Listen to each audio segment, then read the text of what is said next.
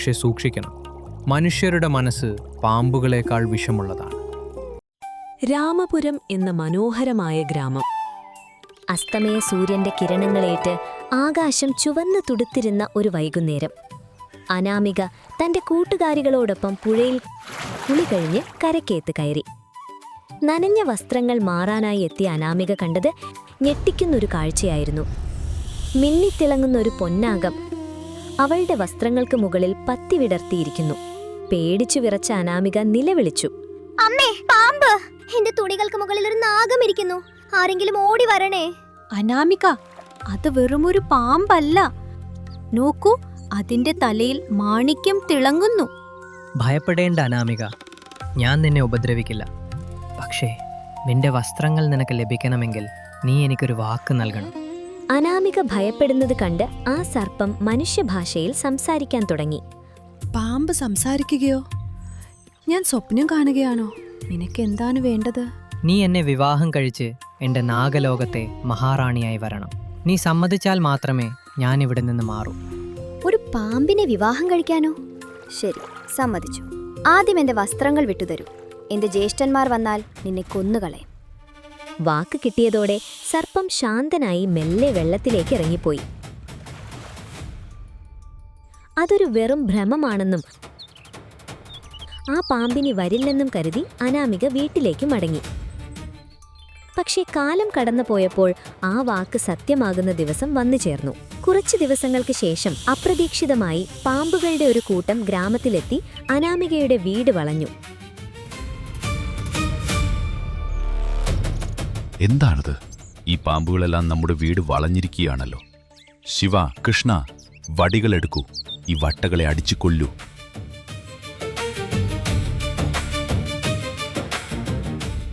നിൽക്കൂ, ഞങ്ങൾ യുദ്ധത്തിന് വന്നതല്ല.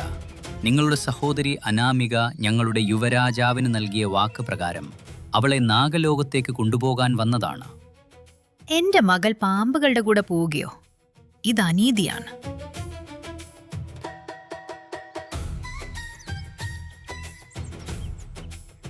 നൽകിയ വാക്ക് പാലിക്കണമെന്നും തന്റെ വംശത്തിന്റെ അന്തസ്സ് കാക്കണമെന്നും തീരുമാനിച്ച അനാമിക, നിൽക്കൂ ജ്യേഷ്ഠ, അന്ന് നദിക്കരയിൽ ജീവൻ രക്ഷിക്കാൻ വേണ്ടി ഞാൻ ഇദ്ദേഹത്തിന് വാക്ക് നൽകിയതാണ്. വാക്ക് തെറ്റിക്കുന്ന ശീലം നമ്മുടെ കുടുംബത്തിനില്ലല്ലോ. ഞാൻ പോകും. എനിക്കെന്നിൽ വിശ്വാസമുണ്ട്. ധർമ്മം എന്റെ കൂടെയുണ്ടെങ്കിൽ എനിക്കൊന്നും സംഭവിക്കില്ല. എനിക്ക് യാത്രയയപ്പ് നൽകൂ. ഭ്രാന്തി, അവ വിഷപ്പാമ്പുകളാണ്. നിന്നെ അവ വിരിഞ്ഞിക്കളയും. ആ സർപ്പങ്ങൾക്കൊപ്പം നദിയിലേക്ക് പോയി.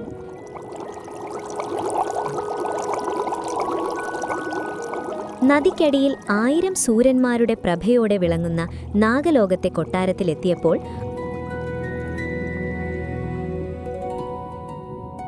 ആ പൊന്നാകം തേജസ്വിയായ ഒരു രാജകുമാരനായി മാറി. നിങ്ങൾ പാമ്പല്ല, രാജകുമാരനാണ്. അതെ അനാമിക, എൻ്റെ പേര് നാഗവർദ്ധൻ. ഒരു ശാപം കാരണം എനിക്ക് ഭൂമിയിൽ സർപ്പരൂപത്തിൽ കഴിയേണ്ടി വന്നു. നാഗലോകത്ത് മാത്രമേ എനിക്ക് മനുഷ്യനായിരിക്കാൻ കഴിയൂ. നീ ധൈര്യത്തോടെ ഇവിടേക്ക് വന്നു. നിന്റെ ശുദ്ധമായ മനസ്സാണ് എൻ്റെ ശാപമോക്ഷത്തിലേക്കുള്ള ആദ്യപടി. നിങ്ങളുടെ കണ്ണുകളിൽ സത്യസന്ധതയുണ്ട്. നിങ്ങളുടെ ശാപം മാറുന്ന ദിവസത്തിനായി ഞാൻ കാത്തിരിക്കും. അനാമികയും നാഗവർദ്ധനം സുഖമായി ജീവിച്ചു.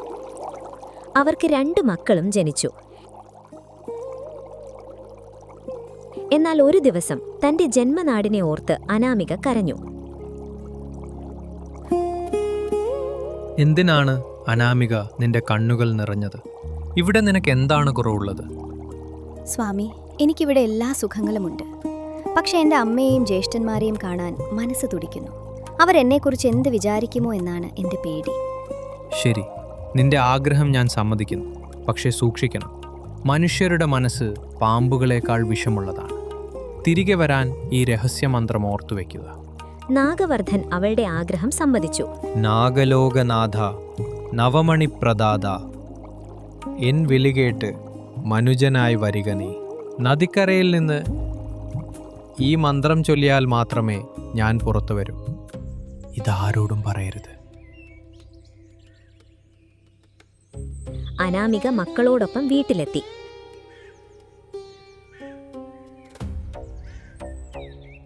അവളുടെ പക്കലുള്ള അളവറ്റ സമ്പത്ത് കണ്ട് ജ്യേഷ്ഠന്മാരുടെ മനസ്സിൽ അസൂയയും സംശയവും ഉണ്ടായി. കണ്ടോ ശിവ, നമ്മുടെ അനിയത്തി എത്ര ഐശ്വര്യത്തോടെയാണ് വരുന്നത്. ദേഹം നിറയെ ആഭരണങ്ങൾ. പക്ഷെ അവളുടെ ഭർത്താവ് ഒരു പാമ്പാണെന്ന് പറഞ്ഞ് നാട്ടുകാർ ചിരിക്കുന്നു. ഇത് നമ്മുടെ കുടുംബത്തിന് അപമാനമാണ്. അതെ ജ്യേഷ്ഠ, ആ പാമ്പിനെ നമ്മൾ എങ്ങനെയും തടയണം. അവൻ നമ്മുടെ അനിയത്തിയെ എന്തോ മന്ത്രം ചെയ്തു വശീകരിച്ചിരിക്കുകയാണ്. ആ രഹസ്യമറിയാനായി അവർ അനാമികയുടെ ചെറിയ മകൾ ഈശാനിയെ വശത്താക്കി. ഈശാനി, നിന്റെ അച്ഛനെ വിളിക്കാൻ നിങ്ങൾ എന്താണ് ചെയ്യാറുള്ളത്? അദ്ദേഹം എങ്ങനെയാണ് പുറത്തു വരുന്നത്? അതൊരു രഹസ്യമാണ് മാമ. എന്റെ അമ്മ ഒരു മന്ത്രം ചൊല്ലും. മോളെ ഈശാനി, ഞങ്ങൾ നിന്റെ കുടുംബമല്ലേ? ആ മന്ത്രം ഞങ്ങൾക്ക് പറഞ്ഞു തരൂ. ഞങ്ങൾ നിന്റെ അച്ഛനെ ഒന്ന് വിളിക്കട്ടെ. ആ കുഞ്ഞറിയാതെ ആ മന്ത്രം ജ്യേഷ്ഠന്മാരോട് പറഞ്ഞു. അനാമിക ഉറങ്ങിക്കിടന്ന സമയം ജ്യേഷ്ഠന്മാർ നദിക്കരയിൽ പോയി ആ മന്ത്രം ചൊല്ലി. നാഗലോകനാഥ നവമണിപ്രദാത, എൻ വിളികേട്ട് മനുജനായി വരിക നീ. വിളി കേട്ട് വിശ്വാസത്തോടെ പുറത്തുവന്ന നാഗവർദ്ധനെ അവർ തടവിലാക്കി. അനാമിക എവിടെ? നിങ്ങൾ എന്തിനാണ് എന്നെ തടവിലാക്കുന്നത്? എടാ നാഗരാജകുമാര, ഞങ്ങളുടെ അനിയത്തിയെ വിട്ടുപോയിക്കോ. നീ കാരണമാണ് ഞങ്ങളുടെ വംശത്തിന് ചീത്തപ്പേരുണ്ടാവുന്നത്. നിന്നെ ഇന്ന് ഞങ്ങൾ തീർക്കും.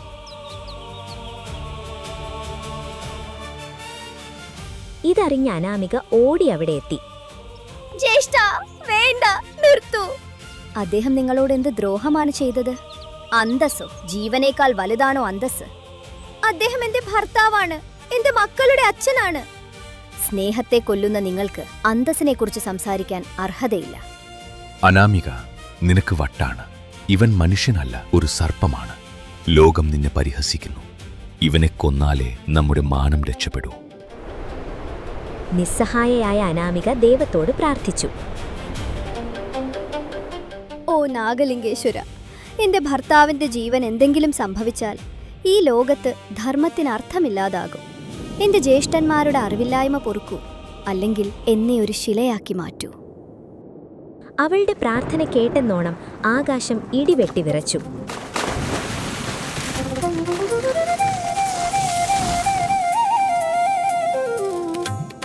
ആ ഭീകര ദൃശ്യം കണ്ട് ജ്യേഷ്ഠ, നോക്കൂ, നദിയിൽ നിന്ന് വലിയൊരു വെളിച്ചം വരുന്നു. നമ്മൾ തെറ്റ് ചെയ്തോ?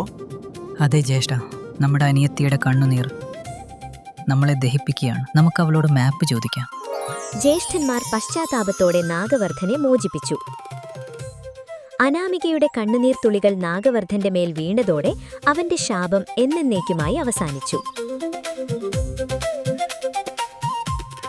ബലരാമ, ഭയം മനുഷ്യനെ ക്രൂരനാക്കും, പക്ഷേ സ്നേഹം മനുഷ്യനെ ദൈവമാക്കും. ക്ഷമിക്കൂ നാഗവർദ്ധൻ. അനാമിക, എന്നോട് ക്ഷമിക്കൂ. നിങ്ങളുടെ ബന്ധം എത്ര പവിത്രമാണെന്ന് ഞാൻ മനസ്സിലാക്കിയില്ല.